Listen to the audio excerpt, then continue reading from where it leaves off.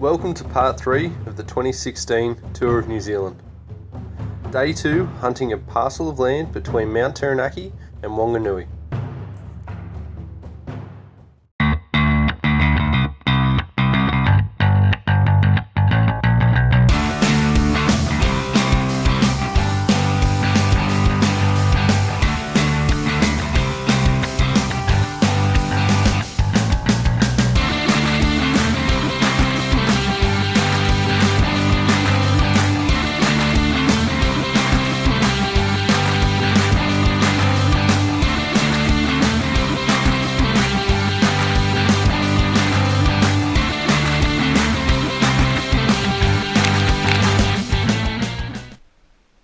With a few tags already filled on day 1 and some severe weather forecast to move in on us, making extraction near impossible, we all decided overnight that we would try to pack out a day early. I personally believe it was a combination of the weather and the fact that our whiskey and beer supply took quite a hit overnight. There were some weary heads at first light.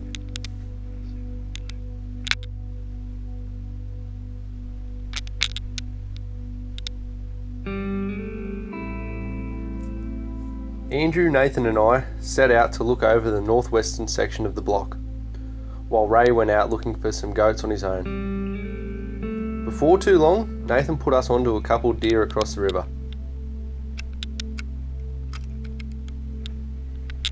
I positioned myself and let a shot go. We all thought we had heard the distinctive sound that a projectile makes when hitting the flesh of your prey. However, the hardy deer ran off over the top of the ridge, seemingly unscathed.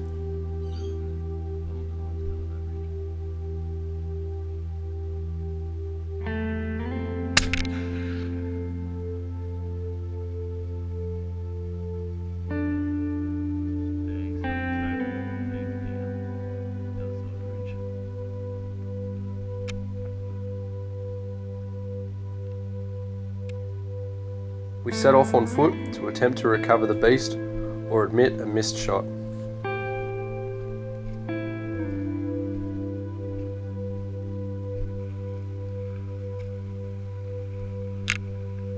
Trudging through the mud, ascending yet another peak, my mind starts ticking over. I was sure that I'd hit my target. What could have gone wrong?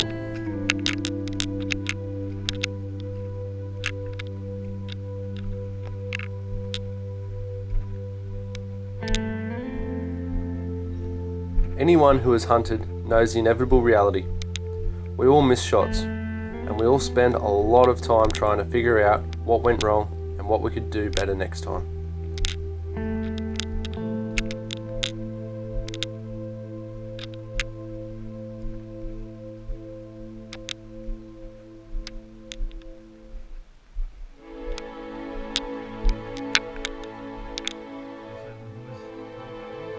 I clambered up to the top of the ridge where we lost sight of the deer. I quickly realised from the density of the scrub on the other side that even if I had successfully hit the deer, there was next to no chance of recovering it. I met back up with the other guys and we all pressed on westward.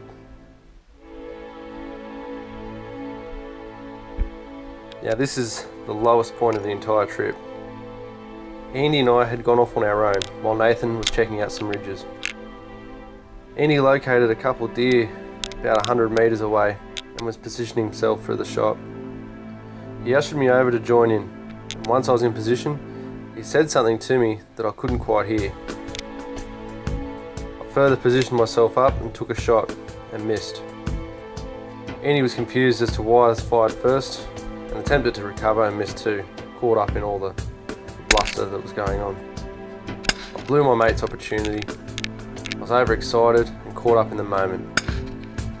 Completely felt like shit. Andy, however, was okay. I could tell he was disappointed and could only imagine how pissed off he should be. He took it all in his stride though, and we pushed on to check out the ridge where these deer had retreated to. By this time, Nathan had caught up with us and sent his indicator dog in to try and flush the deer out. One buck poked his head out up at us, some 10 metres away. He quickly vanished into the scrub as soon as he caught wind of us.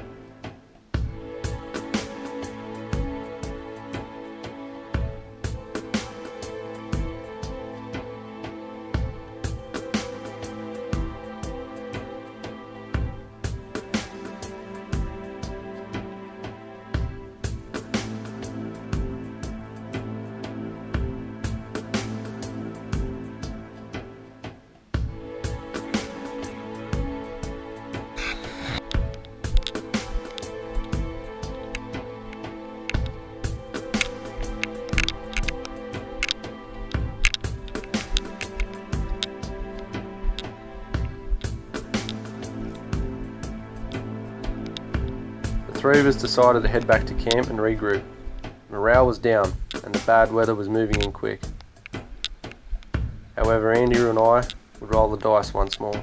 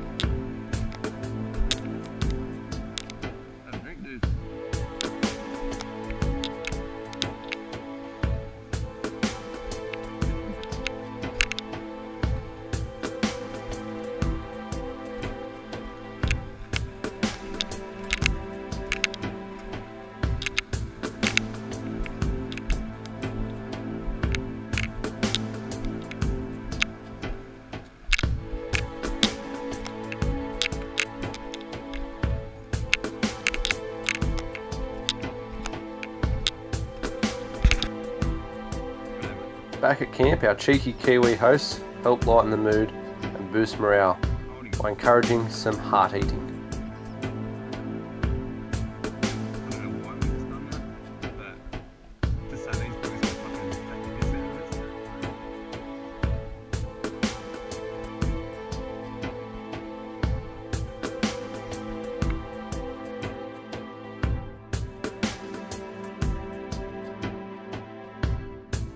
With morale back up and the boys packing up camp before the weather hit hard, Annie and I picked a fight with the biggest mountain on the block. We had both spotted deer on it during our insertion. Surely they would still be up there. Surely it'd be worthwhile at least having a look.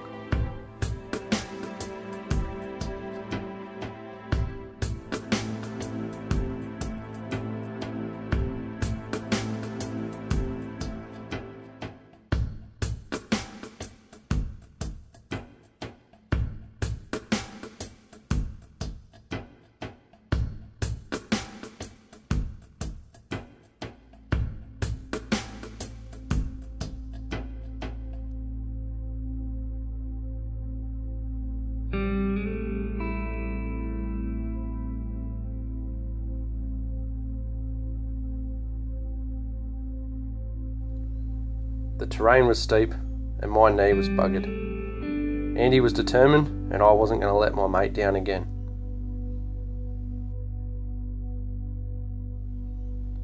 We push on, following the ridges and spurs so that we could try to spot our target from afar.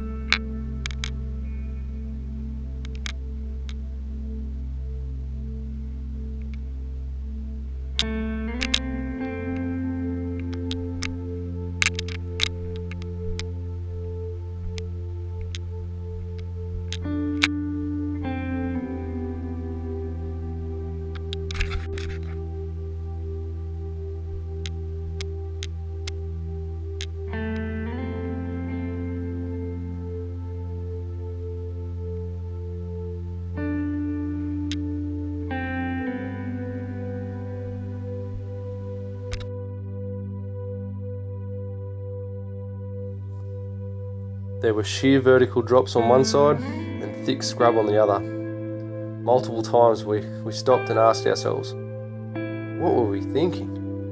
What are we getting ourselves into?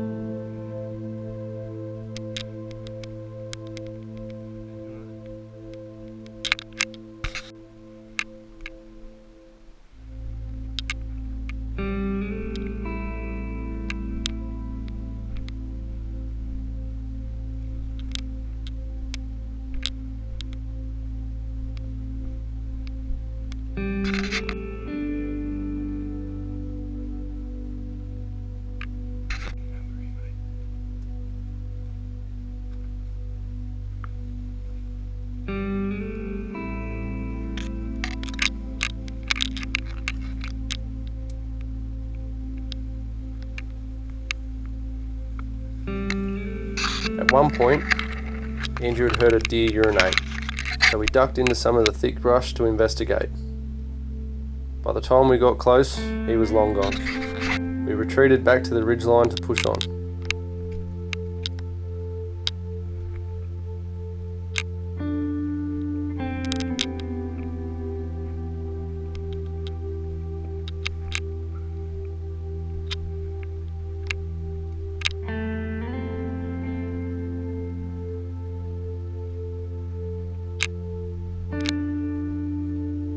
We had all but given up and were looking for the easiest descent options when Andrew noticed a lone deer sunning up.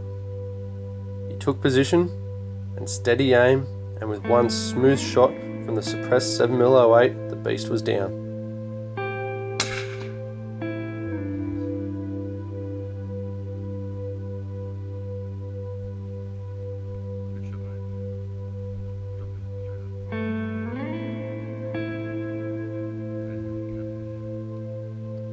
Shortly after taking the shot, we noticed a lone goat some 20 metres away from the downed deer. I took aim and dropped it with one shot from the 243.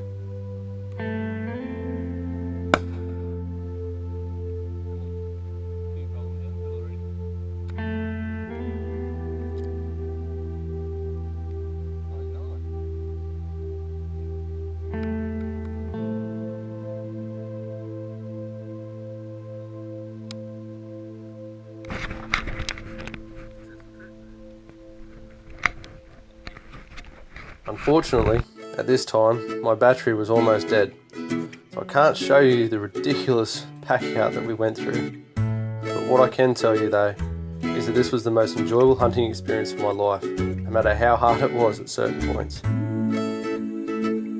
Thank you to everyone involved in making this happen. It's truly a once in a lifetime adventure.